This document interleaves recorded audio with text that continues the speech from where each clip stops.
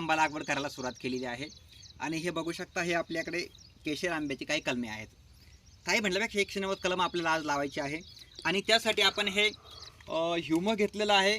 याने जे आहे मुळ्या, याला पांढऱ्या मुळ्या फुटत असतात, त्यामुळे आपण ह्युमो वापरणार आहे. तर हे थोडं थोडं आपण प्रत्येक गड्ड्यामध्ये थोडं थोडं टाकणार आहोत.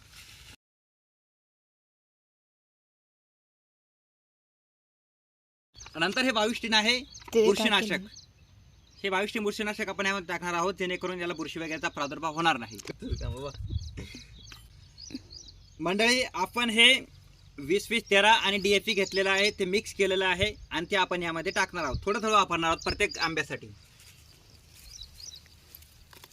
हे बघू शकता, DAP आणि 20-20-13 हे जे खत आहे आपण यामध्ये टाकून घेतलेलं आहे, मिक्स केलेलं आहे.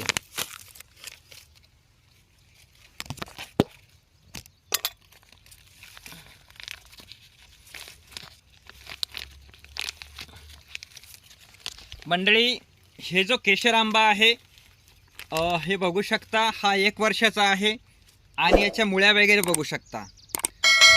हा जो आहे थोडासा, काही स्टोन ग्राफ्टिंग करतात, नवीन नवीन झाड असतं उगलेलं कोळीपासून, त्याला इथं ग्राफ्टिंग करतात. कोळीपासून 2 बोटं 4 बोटं वरती ग्राफ्टिंग करतात. आणि हे जे आहे हे गावरान कोळींची लागवड करतात लोक, आणि त्यानंतर झाड थोडंसं मोठं झाल्यानंतर वरती ग्राफ्टिंग करतात. 2 गोष्टीचे आपले आपले अलग अलग फायदे आहेत.